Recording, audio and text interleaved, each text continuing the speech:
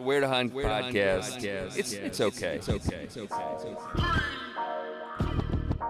Hi, I'm Dan Small, host of Outdoor Wisconsin, and I listen to Where to Hunt. It's okay. I'm Kurt Geyer with Working Class Bow Hunter. I listen to Where to Hunt podcast, and it's decent. It's all right. Hey, this is Bud Fisher with Catching Deers, and I think the Where to Hunt podcast is all right.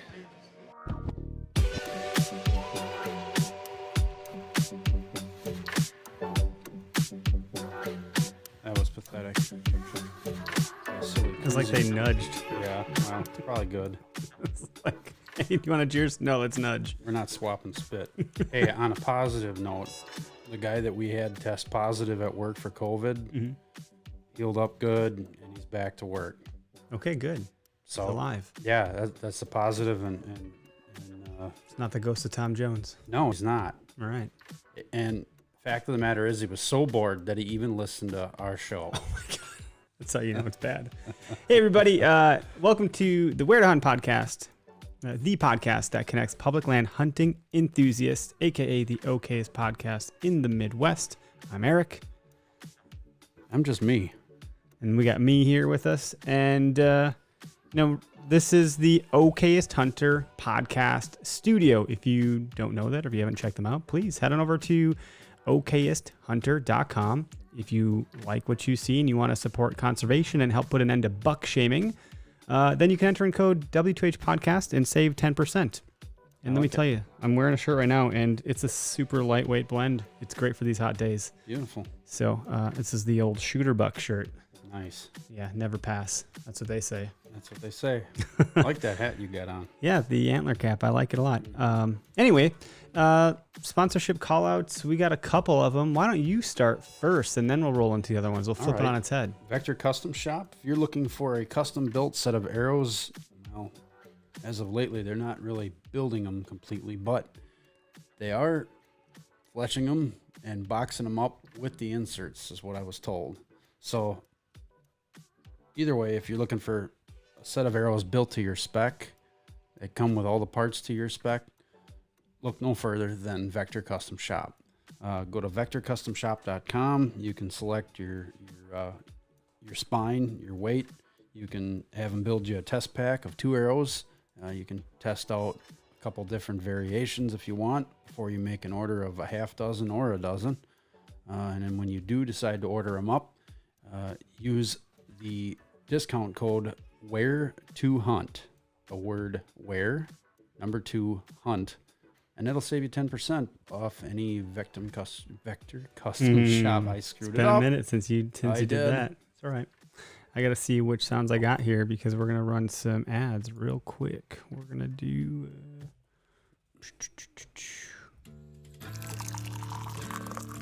Wake up and smell the coffee. Backwoods grind coffee, that is. Now, this ain't your fancy schmancy city boy coffee. This is what your grandpappy used to drink.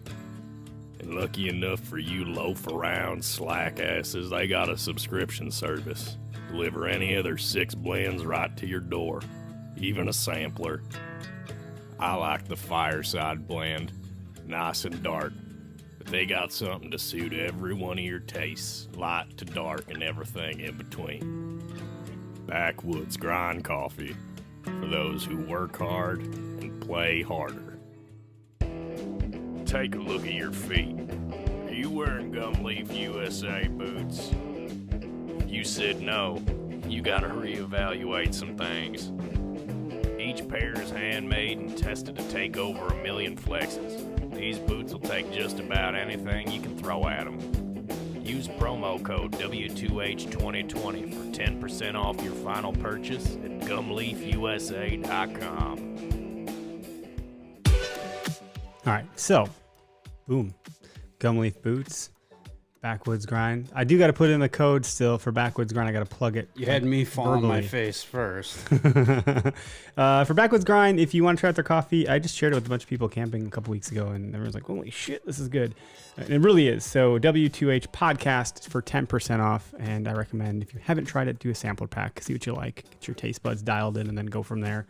Good stuff, good guys out of Mississippi. So, yeah, we got a guest on the line with us, Dustin Rafkin. Wisconsin native, but he is now in Wyoming and is hanging out with us tonight on the show. What's up, Dustin? How we doing? Excited to be on the podcast with you guys. Yeah, we're happy to have you, man. We're happy to talk to anybody. I mean, otherwise I just talk to this guy over here. So, you know. You just got to look into my eyes all the time and talk sweet to me. We keep it weird here. Yeah, that got weird quick, didn't it? Mm-hmm. That's what we do. Anyway, Dustin, so hopefully you're not squirming in your seat too bad. No, I'm excited. I like to keep it weird myself. We're on board. That's great. Well, tell the audience maybe just a little bit about yourself, who you are, what you do, and all that good stuff. And then we have a topic that we're going to get into tonight. And I'm excited to talk to you about it. For sure. Well, hunting has run pretty deep in my life. I grew up a Jew in the suburbs of Milwaukee, so never even knew about hunting, or it wasn't even a thing for me pretty much my entire life. And I used to take trips out to southwest Wisconsin by Richland Center and be immersed in deer culture and deer woods, but it wasn't the cool thing growing up. And I've always had a passion for the outdoors and nature, and I've always loved wildlife. And eventually it got to the point where I decided to move out west after I finished my master's so I could pursue my love for wildlife. And eventually I found that when you really like guns and you love wildlife and you love to explore the backcountry and go off trail, that there's actually a sport that involves all that. And so it wasn't until I was in my late, early 20s that I discovered I was kind of meant to be a hunter. And I did my undergrad in Colorado and never hunted because I was too busy in college doing what college people do. So I missed out on that opportunity. And it wasn't until I got out here to Wyoming with all the wildlife we have out here that I kind of found out that I was meant to be a hunter. So, as for work, I'm a mental health therapist. I do trauma therapy and counseling with kids. And hunting kind of has taken over my life, where I live in a spot where I could hunt and think about hunting all the time now. You're one of us. That morph happened pretty quick. You're one of us now. You can't turn it off, can you?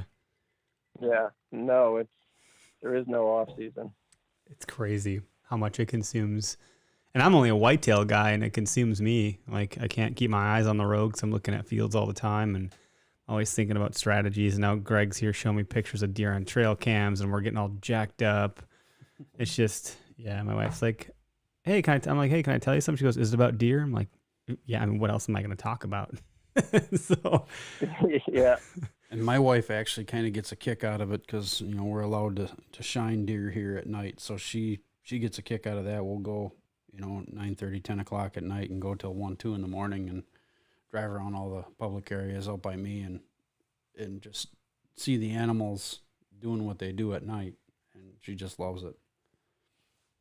It's good stuff. So, okay, you grew up in, you said, like Milwaukee County. You even went to school in Colorado, and you got a taste of nature. So it sounds like your path in. I'm interested in talking about this because I'm part of some other networks and communities where we're looking at the R3 movement, which stands for recruit, reactivate, and retain, and that's talking about the hunting population. Our numbers as a community have been on the decline for a number of years. People getting out of the space for various reasons, and it's hard to get people into this space. Fishing is a bit of a gateway drug to hunting in some cases. Hiking and camping is another one. And, I'm really curious to hear, for someone who didn't have, like for me, my dad got me into it. Greg, who got you into hunting? Well, that was definitely Dad and his good friend and my uncle as well. So both sides of my family had some hunting heritage. Just what happened on my mom's side. It was Grandpa grandpa and great grandpa loved to hunt and fish, and then my uncles did on my mom's side, and then my dad's side, dad and one or two of my uncles liked to fish a lot, and then dad and my one uncle did get into hunting quite a bit. So that was it. That was it for me. I mean, that's the common theme that you hear is there's usually a grandpa, an uncle, or father or a buddy, even in some cases that kind of get you into that. And without that, it's a pretty big leap for folks to make, especially later on in life. So I think your story and journey into hunting I'm curious to hear how it went. I don't know it yet. And that's what we're looking for you to share with us today. Yeah. I'm a pretty passionate person. When I set my mind on doing something, it's really hard to get me to stop. And so what happened with me and my story is we used to go out to that place in Richland Center, and there was other family members that would go there, and they would always talk about turkey hunting out there. And I convinced my dad one time to go out turkey hunting with them, just like one day. I'm talking no camo, a shotgun that my dad got from a coworker that he helped trade some stocks with as a reward. He got a shotgun. And so did my hunter safety when I was 13, and I convinced them to take me on a turkey hunt because we always saw turkeys over there. Little did I know turkey hunting out west in Richland Center was some of these old timers involved. My question to my dad is, Dad, why is Uncle Henry cracking a beer at 5 a.m. in the morning before turkey hunting? And just, being in the woods. So we went out, we sat there, we didn't see anything, we didn't hear anything. We took naps and passed out in the afternoon woods. And, my dad was pretty like, I'm sorry, we didn't see anything. And I'm walking away thinking, we got to do this again. That was who cares? thing Yeah. ever. And what caught me was, how often do you get to wake up in the woods at dark, watch the sunrise, watch things come alive, and you're a shadow in the woods? It's the one time a human could kind of disappear a little bit and see what happens undisturbed. And I really love that. I come from a background of liking the outdoors, taking skiing trips to Colorado. And so the fact that I was in the outdoors, but I had a purpose, an exciting thing to go do, kind of got me started. So then from there, I planned and convinced them to do another hunt, and this time we had camo.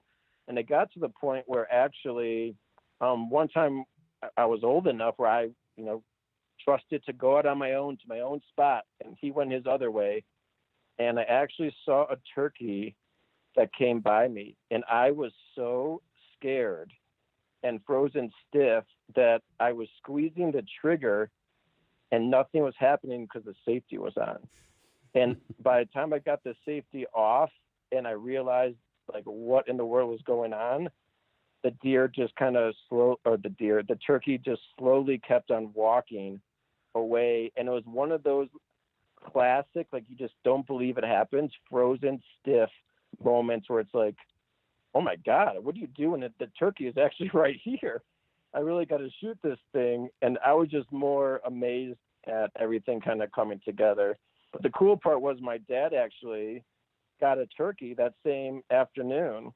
And so that was his first time ever hunting something, getting something. And I just remember we stood and ate that turkey because it was so good and we were so excited about it. We couldn't even sit down to eat it. And just watching that whole process unfold was so cool. And that's what it took to get me interested in it.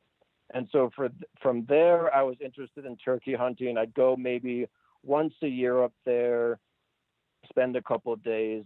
And it got to the point where in college, when I would come home after I graduated from Colorado State, my undergrad, before I moved out west, the last thing I did was I asked this family friend if I can go out there for a week in May when school ended and hunt turkeys as kind of my last send off before coming out west. So it always stuck with me, but unfortunately I had what I think a lot of people have in their life, which is this imaginary barrier that they can't do something. So while turkeys was something that was manageable, it was always like I could hunt turkeys, but I'll never, like deers, that's too much, or that's too big of an endeavor to tackle. Like, and it kind of just, unfortunately, wasn't even an option. It wasn't like I deer hunt. It was like, I can't. I don't know anyone. I don't have anyone. I'm out west now. I don't turkey hunt. So it just kind of faded. I've always, maybe when I'll go back home, I could hunt turkeys. But that dream and, just kind of wasn't there. But then when I moved out west, I love backpacking. I'm a backpacker at heart, and I'm kind of a pretty good risk taker. So I find myself off trail a lot, hiking to undiscovered basins. I love seeing new country. I love seeing, in Yellowstone, how far away from the road I could get, whether it's 16, 18 miles in the thoroughfare or wherever it is. And I just loved seeing wildlife. And I just love knowing that I'm roaming the same woods that a grizzly bear is roaming. I've always had a knack for wildlife and seeking them out. It's kind of what's attracted me to the outdoors. And so then I'm like, wait, I learned I could just get a deer tag over the counter in Wyoming. Like, I could just go to a store, buy a general tag, and start hunting. And it literally happened, like most things happen in my life, over the weekend.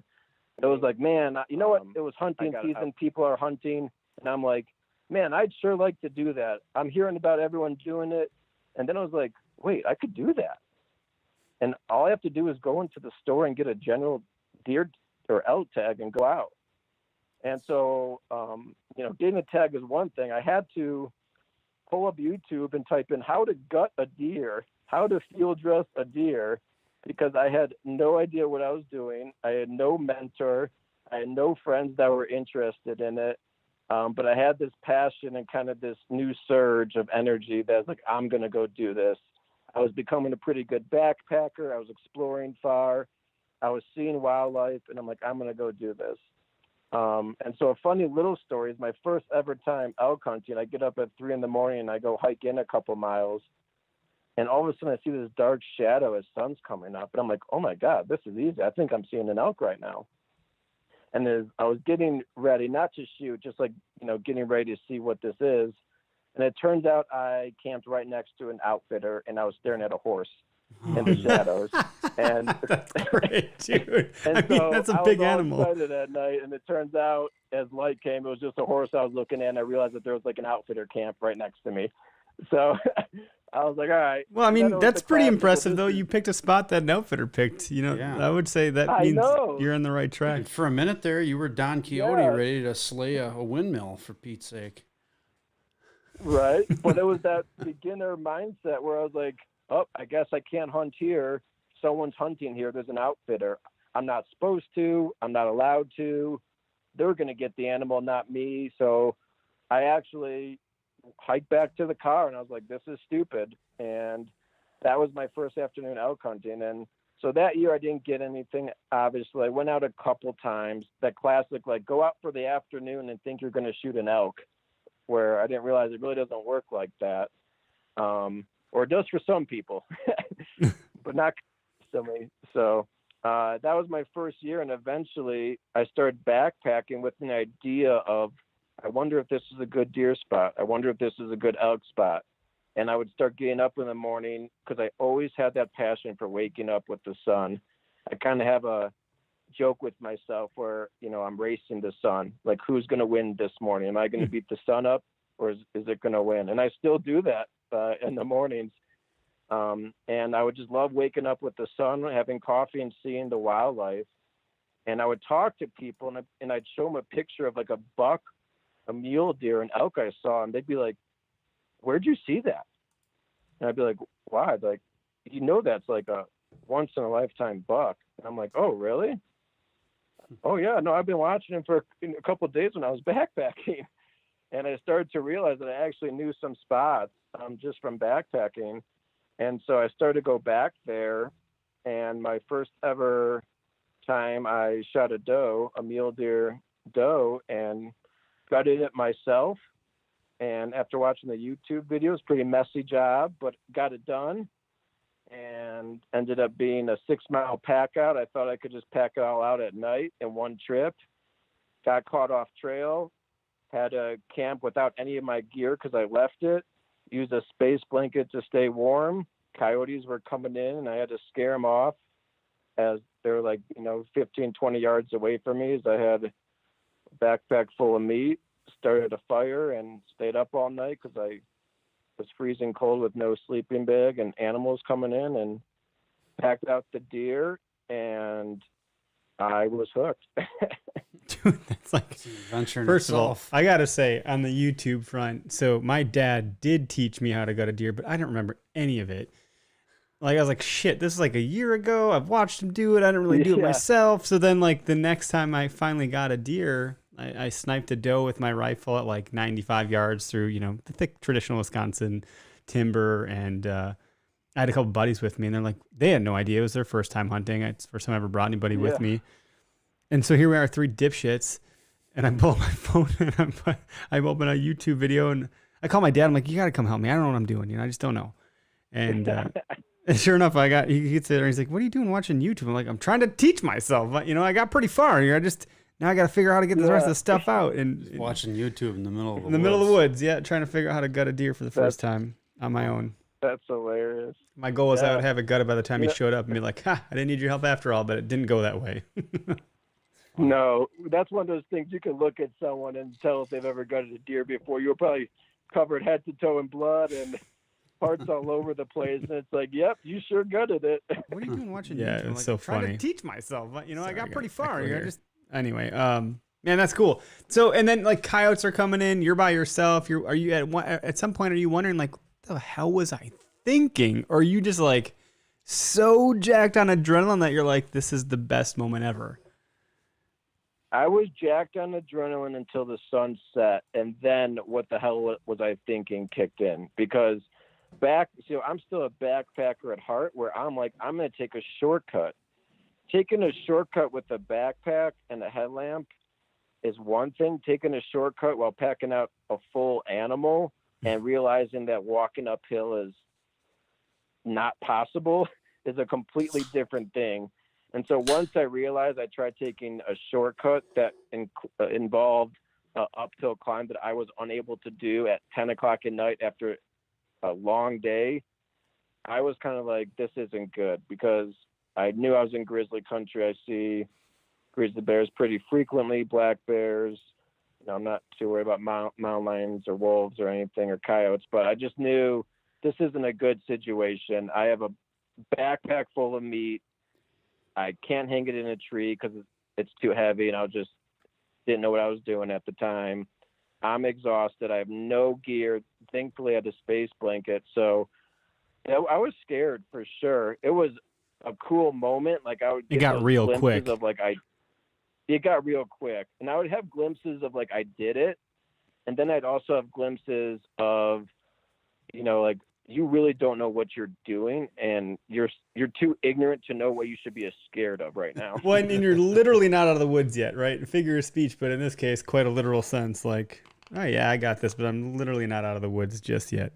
Yeah, I didn't know how, in my mind, and it's taken me years to not, and I still, my friends know me, I freak out about getting that meat cold on ice. I would too. And at the butcher. And so in my mind, I'm like, great, now this deer's got to sit, I don't know if it's good still. And I don't know, like, I have to hike those 6 miles out the next morning, drive a couple hours, don't even know who a butcher is or how I even do that process. Forgot to look into where I even take the thing. Oh, you were just darn excited to go out and do your thing. I like that you leap before you look. That's how I am with things. It's one sure shit way to learn. I mean, it's called like what I would call like snake bit training. You just jump right in. For sure. And that's continues to be how my hunting careers go. I talk with my girlfriend about this. I've never had a mentor. I've never had someone show me how to backpack even. Everything has been on my own. So I'll go with people who know what they're doing, or like a friend, and they're like, why are you doing it this way? It's like, this is how I've gone by. Or it's like, I never knew that. I almost like joke with myself. I'm like a caveman learning how to do it on my own. and trying to figure it out for my first time. But my passion and my relentless, attitude for getting it done kind of carries me through my ugly way of doing things sometimes. So you gatewayed in through turkey hunting and just like an affinity for loving the outdoors and nature and chasing that sunset and that horizon. And then you took a pretty big leap into elk hunting. What elk have you done other hunts now that you've been out there for a while and you continue to self-teach or? Oh yeah. Now I'm in stage 4.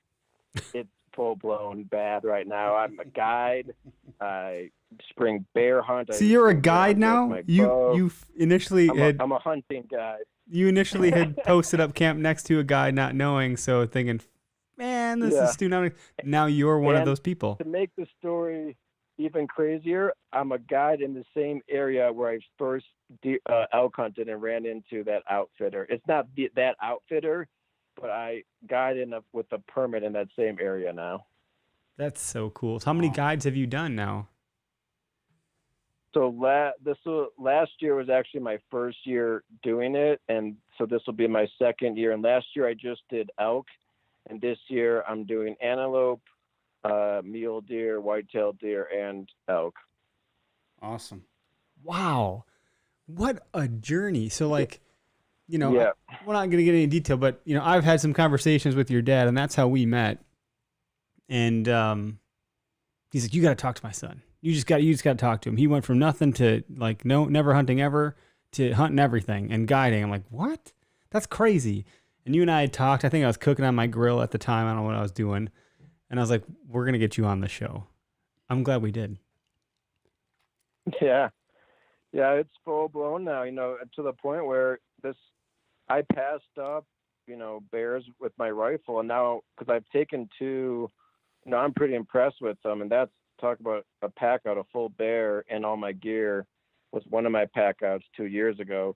But now I'm really becoming more of an archery hunter, and I wanted to get it done with a bow this year, spring bear. I actually, bow hunted an elk last year and got a 6-point with my bow, and that was a 7 miles back. So need an episode for that story. Put it this way. I just went last weekend and recovered my gear because when I went back to get my gear, there was a grizzly bear and a cub sitting on top of the carcass, and I was in the thick timber. So I was 20 yards from it before I realized. I was joking with my buddy because we saw a black bear on the hillside. I'm like, wonder what scared that guy off, because it was right where the kill site was. Yeah. And so we go up to it. We're in the thick timber, and by the time I got 20 yards away, there's a big sow and a cub just panting on top of it. Yep. On all my gear. So we had to back out, and I couldn't get my gear. And it was kind of, my buddy's like, yeah, I'm not going to stand here with you while you try and scare off a sow so you can get your gear. So we decided to back out and didn't get my gear, but that was 7 miles there and back. It ended up being, 4 trips. It was like close to a 60-mile, 80-pound, 110-pound. We weighed my packs one time on the way out, 110-pound pack out. It was an over 60-mile endeavor to get that elk out through thunderstorms and rain and mud and the thick timber. So it's been a long journey. That just culminated just now? Huh? You just wrapped all that up just now, basically? It sounds like it's pretty fresh. I just wrapped up. So when I went back to get my gear, I left it because it was still hunting season. I got my elk last year, opening weekend with my bow. But then, you're like you were talking about before, I got 3 antelope tags, a mule deer tag, and a cow elk tag. So I can't just take a weekend to go get my gear. I want to go chase some more game. I've been waiting all year for this. So by the time hunting season's over, there's snow on the ground. Now I can't go get my gear. Sure. So I had to wait till the snow melted, and then the snow's not melting in this. It's a north-facing dark timber spot. So that snow's not melting till June out here, July. Now it's backpacking season. So I just finally had a weekend. Well, first I went to go with my girlfriend, and the mosquitoes were so bad we actually had to turn back. So it took me 3 tries. Just this last weekend was the 3rd try. And I finally recovered all my gear. I even have one of my puppies survived. It's drying out right now. I washed it, and my Kindle works. It has a bite mark in the Kindle, and it's set on the ground in the snow all year round, and it works. And so I just recovered my gear this past weekend before going out scouting for mule deer. Wow. And while I was out there, I set up a trail cam to check out the area and look at some elk and mule deer that were in the area because I'm starting to scout right now. What kind of trail cam are you running? Are you doing like a cell cam kind of thing where you can get pinged, or are you going to hoof it back out there to take a look at the SD card? Yeah, I'll hoof it back up there. It's just a Browning Apex, I think it's called. Just, something I can afford and go through in the woods. And... Oh, yeah. Man, that is the mosquito thing I would have turned back to. I think I'm a pansy when it comes to those damn devil bugs. Back, I said, I'm going to go. And she's like, I want to come with because a friend of hers did a big hike the day before. So she wanted to show she could do a big hike too, because it was like 14 miles round trip. Oh, wow. And in my head, I'm like, I know how this goes, but you're showing interest in hunting and going to get gear. How am I going to say no to that? So let's go do it.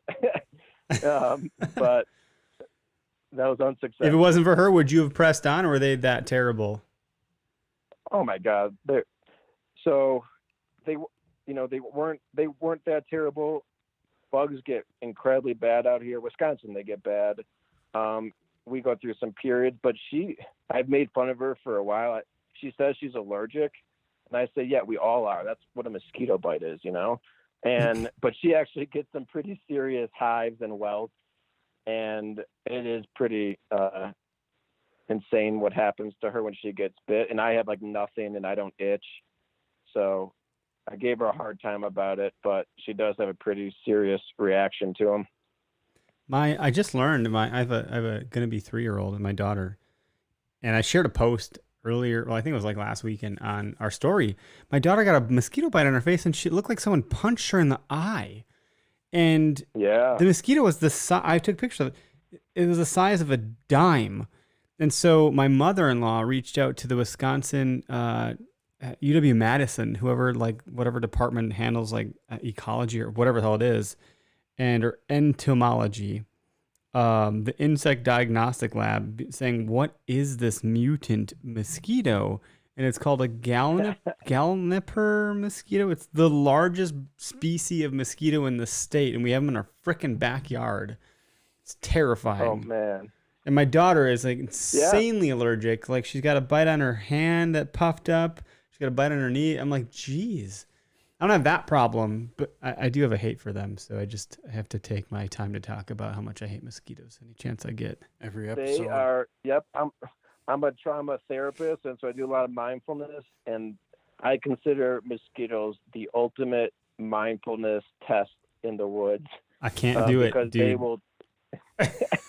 Like, You're want gonna to have me to go put together an crazy. exercise regimen to get them out of his head. I'm like the crabbiest human being in the world around. We need you to You can't curb even that. imagine what it's like. There's only We 2 need people you to that have curb experienced that it this year, because where we're hunting, you need to stay focused. I'm gonna spray all of my outer layers with the Promethean, whatever that stuff's called. I'm saying it wrong. And then I'm gonna bring like Permethrin? the Permethrin, and then I'm gonna bring like 3 thermocells. That's probably more for ticks than it is for mosquitoes. I don't know, but It says it's I've a never nerve used agent. If they land on it, they die. I'm just happy to kill the little bastards. There you go. You're gonna have a combat You belt gotta get full to the of. point where you're not even trying to kill them. You just blow them away because you're not going to let them give you your anger. Right. It's not worth giving the mosquito your anger. Oh, until they buzz in your ear. My buddy, we went to the Boundary Water canoe area. We have 4 guys, right, in total. One of them, my buddy Shane, maybe he has what you have. He just don't give a shit about the mosquitoes. So, it's like the certain time of day, like the clock strokes 1 second and it goes from nothing to get in the tent, the bugs are out. We're like dive bombing and grabbing our gear. It's out of control. Like, we just finished scarfing some fish. And then he's like, oh no, I forgot whatever outside of the tent. So he goes out to get it, and he can't like get his way back in the tent, but he's just laughing. And there's like, I'm not even kidding, hundreds of thousands of mosquitoes swarming him. We're like, get in the tent. He's like, you guys, I don't really see what the big deal is. We're like, what is wrong with you? Oh my God. Yeah, So yeah, no, that's I a wish I high had that. level of acceptance. Mm-hmm. It's a whole episode. Yeah, actually. they're bad. They're bad this weekend. It's frustrating. I do think when they buzz by my ears, that's the worst. That's by far the worst. But man, you gotta do it. This weekend they were terrible, but it's a love-hate relationship. Yeah. Love being out there, hate them. Yeah, and you just got to deal with them. That's quite the trek, though, man. Like, I ran 6.5 miles a week ago, and it took me about an hour. And that was on a smooth bike path, on flat land. What does a 14-mile round-trip trek look like through frickin' backcountry? It's rough. I have a motto that the pack out is one of my favorite parts, because that struggle and that pain and suffering is when I do some of my best thinking in terms of why I hunt. I'm really big into the philosophy of hunting, and there's no better time to question. I mean, it's forced. I don't even have to ask. The question just Perpetuates through your head of, why do I do this? I'm exhausted. It's killing me. I could be, this is my vacation. I always joke with myself, we're talking mosquitoes, all this. This is what we're choosing to do with our time off when other people are sitting on the beach drinking a Mai Tai, and we find ourselves out in the woods carrying a 100-pound pack through thunderstorms and rain. So I love the grind. I think it's my backpacker in me. I love pushing myself. I love figuring out what I'm made of. I love going where no one wants to go and hunting where no one wants to hunt. I used to have a rule when I started, like I would not even load my rifle or bow until I was 5 miles in the backcountry. Like I passed up game before then because I love the process of it. And while that grind sucks, it's kind of like when you find yourself when it's raining and you're just sitting at one point, you just sit down and you start laughing, like, who cares? Like it doesn't matter at this point. It's really a pretty cool process, the pack out. I mean, it sucks. I say that now sitting here in a nice house. It sucks and it's painful, but I have had some cool thoughts while doing it. And in a spiritual way, it's my way of paying respect for the animal. Because while it sucks to pack it out, it really sucks to be a dead elk. And so that's kind of like my sacrifice, if you will, to the elk, is grinding out that pack out. Yeah, you got to embrace and enjoy the suck, because exactly you just got There's whole a lot of bunch suck in of hunting. That's what's indelible, You just got a whole bunch of meat that you're bringing home that you get to share with your family and friends, and it's quality meat. Sure. Elk meat is really good. On the business side of things, I follow Gary Vaynerchuk. He talks about loving the process. And I read, for a while I was reading about a book a week, and I read, Can't Hurt Me by David Goggins. He talks about, how he finds a lot of joy in suffering and beating the shit out of himself to some degree. I do too, and like the harder you suffer, the more fulfillment you get out of things, whether that's, maybe work or the physical stuff. I find that you're like really, the harder it is, the more impactful and memorable it is. It's like no kid ever recited a memory from a frickin' POV shooter video game. But yeah, exactly. At least we hope not. You suffer through some shit physically, and it is terrible in the moment. You're right. You're talking about the things that are just like, why am I doing this? But then hindsight, when you're back in that comfy house and you're showered and you're clean, you're good. You're like, man, dude, we did that. I slipped in that mud and face planted, and we laughed, but it was terrible, but we got it out, and look at the food I'm eating right now. That's something, that's missing from society a little bit these days. I'm really happy that you found a way to that world, not having come from it. Well, David Goggins is one of my, someone I look up to. He's a role model. I listen to his podcast when I work out, or just like YouTube videos, those pull up motivation. I've read his book too. And I really do. I look for the pain and suffering. I enjoy it. And I just want to go where no one wants to go and do what no one wants to do. The lamest thing for me is like hunt where it's a guarantee, where somebody says, hey, come here, let me show you this deer. And it's like, I want to work. I want to go through the process earn it. because that's the part that I'm really looking for. I joke with people. I love, what I like about guiding, what I love taking people out is, sure, let them be a trigger man. But the hard part of the work is finding the deer. How do I get close? The scouting early season, the knowing that we have to approach from the backside and a go around because of the wind. Like, that's the stuff I like. And I've come to learn one of the things I most like about hunting is just knowing where they are. It's like that onyx, like, the equivalent is just loving marking on onyx where you've seen all these. I just love knowing where these animals are. And that comes from, I'm not a hunter by blood in terms of being raised by it. I'm someone who just loves wildlife, and that's a hard concept for a lot of people to get. Like, of course, the classic response is, if you love wildlife so much, how come you kill them? And, I'm so passionate about knowing where they're at, where the big guys go, what their habits are. And that's what I love. And I like doing that in the complete wilderness, far away, where the animals behave wild. They're not behaving as much off pressure. They're not behaving, close to roads. They're just operating as pure a form as you can. And being a part of that is my journey of stepping back into time, because I feel like I was born in the wrong time period, and I'm just not a big fan of the way society and our culture is headed right now. And that's my little escape back into being a Native American, Roman, wild country, never seen before, and hunting, and kind of living a life that I could just feel in my soul was the way it was meant to be for me. It's a nice lifestyle. How do you answer that question, by the way, when you get asked? Yeah, it's a question that I say, I love elk, I love deer, and I love this wildlife, and me taking a single animal's life is a sacrifice that, I recognize I'm a human being that needs food to eat. And if I'm going to eat, I want to be part of that process, and I want to be as connected as possible to that. And I fully understand that an animal is going to have to die and sacrifice that. And a part of that for me is being there every step of the way and being a part of that process and seeing them and grinding myself.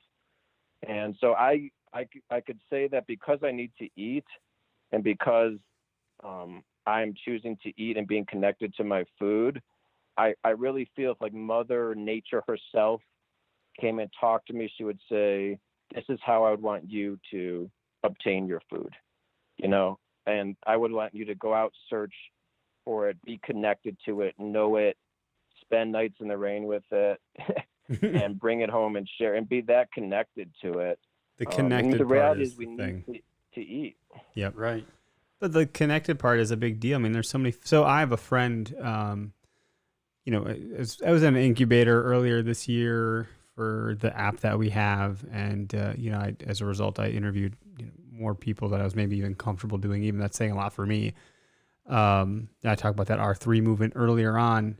And so I was trying to get a feel for people that haven't been exposed to hunting and that might be getting into it. So I identified a friend that was like never a hunter and went through vegetarianism, veganism. I don't even know if that's the right way to say those things, and just explored a lot of different options with dietary needs. And he had found that his body, he really, I read the book called The Bulletproof Diet by Dave Asprey, who really fine-tuned his body and his diet and in a way that I think requires a lot of discipline that most folks don't seem to have, which is fine. This guy's a very extreme person. It took him 12 years to develop a brand of coffee by traveling to all these crazy remote places. But in any event, this friend kind of portrayed a very similar approach. and said, I found myself standing at the grocery store looking at all this meat, and I had no idea where it came from. Not only that, my body didn't respond well to the vegan diet. He said, so, I gave it a shot, and I did it through and through. I followed everything. I crossed my T's, dotted my I's, and it wasn't what my body wanted. And so I really craved this meat, but I couldn't. I was adopting this philosophy of I really want to know where it came from. And so then I started exploring maybe I should learn how to hunt. And so then he started doing archery practice, and he took up archery classes, and he bought a bow. And I was asking, this is how I learned about him. He's asking me questions. Eric, you run this podcast, you do hunting. What do I need to know? And now he fell in love with the process of hunting and connecting with his food and providing for his family. And I was like, wow, what a great story, to be connected with your food and not just go to a grocery store, wander down the aisle and pick up this meat that, I don't know, it probably came from a farm, right? But which one? How did it get here? Was it Bessie or was it Agnes, And you kind of hit it on the head, and that's what I would love us as hunters and, this debate to go. I really get frustrated when we talk about who's more righteous, who's better, the hunter or the vegan. And I think we need to stop that conversation and start saying and focusing on how connected are you to your food? Because there's all these, we could look at people who are vegan. Well, great. So they're killing the rainforest, the plant, olive oil trees, and that's okay. And you have no idea you're supporting big Cisco and that, all the pollution and deforestation and huge tracts of land and you could eat Oreos and Fritos and be a vegan, and that's more ethical. So, it's just that we get that label, vegan, that means you're better, or, hunter, that means you're better. And I think for me, the conversation is how connected are you to your food? How close are you to the source of it? So, a step for me is I want to start, I have a little garden, and being connected to the vegetables and knowing where that came from, buying from a little farmer's market where I meet the people. And so I just think that the conversation isn't, are you a vegan or are you a hunter? It's how connected and close are you to the source of where that food came from? And I think that is the more, meaningful way of looking at that argument. Because we all know people who go to the grocery store and get all their food, and it's you have no idea where that came from. And so I'm connected to these animals. They, everyone knows about them. I share them with people. I talk about them. They really do become a part of me. So I justify hunting by looking at people and saying, I promise you that I spend more time, think about these animals, value them, respect them, look at ways to help them, volunteer to backcountries, associations, mule deer foundations, and go and support to make sure that these animals thrive and live on. And for you to do nothing and sit on your couch, and because you're eating a bag of Fritos and lettuce you get at the grocery store, call yourself more ethical than me, is that's just, I answer to someone greater than that. And that's what I believe is in the best interest of our planet and Mother Nature and Earth. And really, as cheesy as it sounds, what that deer wants. And I really think that deer would say, chase me all day long, buddy. Give me your best shot. I'll be hiding. Yeah. No, I mean, there's science done on the chase too, from a predation standpoint. Get me more power to you. Yep. And that's the game that we're doing. And I could live with myself knowing that. And I also respect people who do it a different way. And I just want to, and that this statement was saying, I think I find myself more aligned with a vegan than I do with a non-hunter meat eater.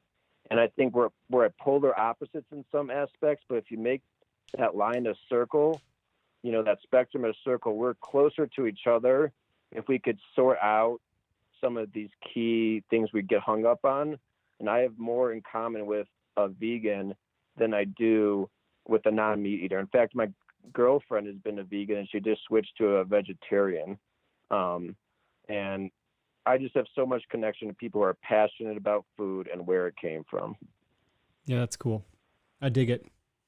I know a vegan I know a couple of them, but I know one that like will still eat venison because they know where it was sourced and they know that it lived a natural life and that's okay for them. But I know others that are like, no, I won't do that. So it's interesting where people draw those lines. I think it's maybe not comparable to religion, but like if you're a true vegan, like, I don't know, the shoes that you're wearing technically came from an animal, right? Like at some point you got to draw that line somewhere, and it usually seems around diet. So anyway, I think this is probably a good point for you, if you wouldn't mind, share your most memorable hunt with us. My most memorable hunt? That would have to be an elk hunt from probably 3 years ago. It was when I was just starting to really get my bearings and really get my feet under me in terms of this whole hunting thing. And I scouted the spot all spring. I had it all picked out, and I hike in there after work, and I go set up on this ridge line, and immediately I start hearing some cow calls. And my heart sank, and I go, God damn it. There's some other freaking people in this spot. And so I'm kind of bummed, and I'm listening to them. Then I start hearing a bunch of bugles, and I go, okay, you cannot keep bugling every second, you guys. Like, you're killing me. I like to climb high. I know I like to get to the highest point. I'm a big guy that likes to go behind glass and just sit behind glass. I love glassing for animals. And so I'm up high listening to these cows and bugles down below me. I'm like, you're killing me, man. And all of a sudden, I like, all right, whatever. I'm going to cow call just to almost like let this guy know I'm here or just see what happens. And I cow call a little bit.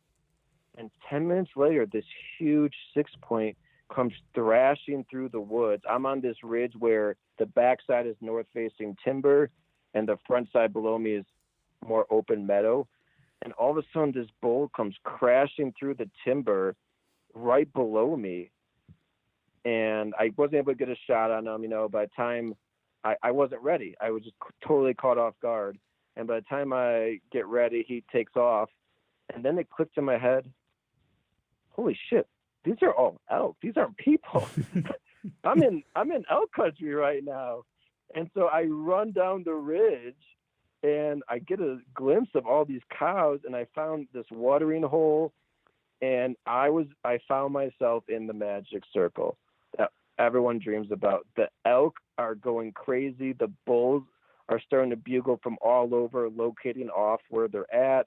Cows are running around.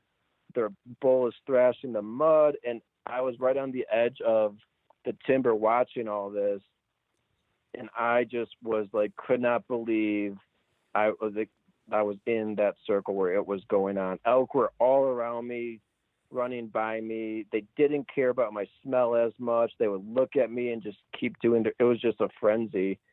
And I actually got within, there was a really big, probably 350 class bull elk 90 yards away, and I was really watching him. And the 6-point, raghorn 6, he was a fine 6, but he was in bow range, and I actually drew my bow on him as elk are bugling. Everything's just going crazy. And I actually decided to pass on him, which if anyone knows me, know that is my trademark move, passing on animals. And it's because I didn't want it to end. I was like, I just want to do this again tomorrow. I want to see what happens in the morning. I was just so excited about where I was and what was going on. So I actually camped. I had my gear on me. I actually laid down in the little pocket of timber, camped where there was some fresh elk poop, where the piss is still on the ground, stained.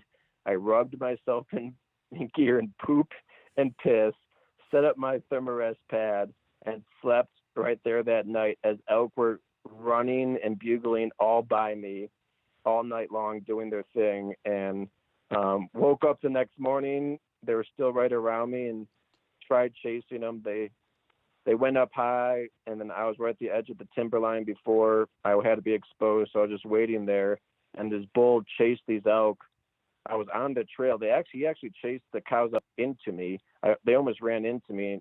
But the last second they saw me and they freaked out and veered off trail and ran away. And, after that, the magic circle is called magic for a reason. It was dead in the woods, not really much going on, but just that whole experience of being in that scene when it was just like the dream that we all chased. It's, that first high, that dream that you just wish for every year, and to be a part of that in that circle, and falling asleep to that was really special. So my most memorable hunt ends on passing a 6-point and not shooting anything. That's cool, man. I don't know how you fell asleep in that, but Greg and I are doing an elk hunt in 2021. We've been convinced by Elk Bros. If you haven't heard that podcast, go check those guys out. The Blue Collar Elk Podcast advised us we were going to initially do a gun hunt. He's like, no. You don't understand. You have to go when they're in rut and go with your bows. We're likely going to do an over-the-counter Colorado hunt. I think, physically speaking, I'm trying to prep for that now all the way into next year. From a gear standpoint, we're trying to learn what we need to do, all that good stuff over the counter. So I don't know we have to worry about like units and stuff. But hearing you talk about all this just solidifies the fact that we need to be doing that. And the difference is, I think Greg knows his way around gutting an elk to some degree, more than I do. And there'll be two of us. So. Well, I've been gutting deer since I was 10. I think I probably saw the first one gutted at the age of 5. And every chance that I could, when my dad would harvest a deer, and for a while he was pretty reliable, at least 1 or 2 a year for quite some time. I've been around my my share of deer being gutted, and the first deer I gutted was gut shot. So, oh yeah, that stinks. Yeah, literally it stinks. Yeah, it's one of my favorite parts now. I love processing a game in the field. Yep. Hiking out all that meat, man. Like it's a lot of weight to carry. It is. Do you do it in one trip? Do you get all that meat in one pack? Well, an elk, I do, like I said, 4 trips. So I literally shot one, hiked 7 miles back, dropped off my gear, woke up the next morning, hiked in 7, grabbed another 80, 100-pound pack, hiked back out, woke up the next morning, went back in, tried to get my gear, got a buddy to go with me because it's really 4 trips. I mean, there's some crazy guys could do it in less than that, but when you've got that many miles, man, it's pretty tough to carry anything over 100-pound pack for me is my kind of limit. 7 miles off trail, uphill through mud. So you're talking 2 or 3 days after you get something before it's over. And in my case, I shot something last September and just finished cleaning up my gear last weekend. So, jeez. We didn't even hear your bear story, which I heard is pretty freaking epic. I think I saw some photos. Yeah. Pretty crazy bear story, doubled up on bears out of a tree. And one was when we went up to, I shot one out of a tree, big boar, and we went up to it, there was another black bear at the base of the tree. My buddy's like, he's not dead. I'm like, dude, he was fairly new to hunting. I'm like, that's a different bear. That's a black bear. Mine was brown. I'm like, you got a tag. You shoot him. And so he's like, oh, my God. And, the bear ran away. But then he kept coming back. He was territorial. He was trying to kick this bear out the area and starting to figure out what was going on. So he was confused why this other bear that he treed wasn't leaving, not knowing it's dead. And finally, when he came back around the third time, we just left that bear and we sat and waited. I'm like, I know he's going to come again, man. He's came twice. And he came the third time, and we were able to take him. So we had 2 bears down in a matter of 5, 10 minutes, and that happened pretty quick. It's crazy. I don't know where the photos got sent to, but I did see some photos, and I was like, holy crap. It was insane to see that. I'm trying to see if here we go. That was really cool. Unreal. Yeah, it's wild, dude. I mean, you're that just would be pretty cool. How hard is it to get a bear tag by you for an out-of-stater? Those are some dandies. I'm pretty sure It's I almost want to say over the counter. Yeah, see, it's not over the. Here in Wisconsin, it's for a good unit, your 7 years of applying and obtaining points to finally put your points down on a good unit, which really. Are you even in northern Wisconsin? In northern Wisconsin. I mean, there's some units, some lower units that you can probably go 2 or 3 years and apply your points and you might get it. But yeah, it's nothing like out west. But you look at the size. You look at the size of the land mass that we have to deal with here in our border versus Wyoming, Montana. I know you and I can go over the counter. We can probably buy multiple tags in some units because they want people to come and shoot them. Yeah, Idaho, you could get up to 3 tags, I want to say, in some of those units over the counter. But Wisconsin, don't quote me. I think you guys have more black bears than we do. Maybe. I mean, we've got more ag, and, like the Shawano area in particular, it's overrun with a ton of bears because they have so much ag. I mean, bears will go in there and wipe out cornfields. Yeah. Yeah, it's just different in terms of hunting. I guess you guys got, public land and ability to hunt them. We have to go wilderness national forest, so it's maybe the odds are lower, so we could have a bigger group of people hunting them and have lower success, and that's maybe more sustainable. Yeah, I don't know. But dude, I mean, the stories that you've shared are pretty incredible. Your journey has been great. Your perspective is awesome. Your drive for authentic adventure. Just thanks for being on the show. We appreciate you a whole bunch. We'll get this thing produced tonight, and in podcast land, we'll tag you and everything once it's done. Do you get any final thoughts for anybody listening and tuning in? We had a good number of folks tune in through the live. A couple people are still hanging out. So, yeah, my final thoughts, I guess I would just say is if you're interested in it, if there's even a little part of you that is curious and just wants to, like, man, that sounds cool. Just know that invisible barrier that you're putting up that says you can't do it is invisible. And, we hear all these people, even like David Goggins, say, I'm a nobody. If I could do it. And you look at him like, oh, no, you're definitely a somebody. I could promise you I'm a nobody. And I could promise you if I could do it, anyone really can do it. And so if there's that part of you that is interested, find a way. And if you are interested and you want to do it, you could find a way. And I promise you, you won't be disappointed. At the very least, you'll have an experience that you can talk about, like we all love to talk about whenever we're around our friends. Absolutely. Rock on. Well, Dustin, thanks again for being on the show. We appreciate you taking time out of your busy schedule to hang out with us. We're going to go ahead and live feed, and everybody that tuned in, thanks for listening. We'll have this thing up and done later on tonight. Thank you so much. It really has been fun, and really appreciate you guys allowing me to ramble